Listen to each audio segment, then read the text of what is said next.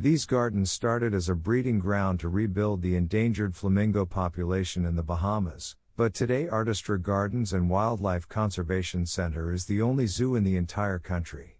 The park is still best known for its resident pink flamingos, but you can see over 130 species of wildlife around the premises, including wildcats, native rodents, and all types of tropical birds.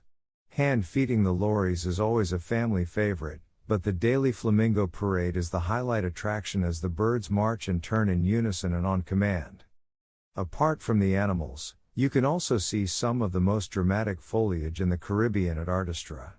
Vibrantly colored flowers are in bloom all year long, protected from the harsh sun, thanks to the overhanging canopy of the mango trees.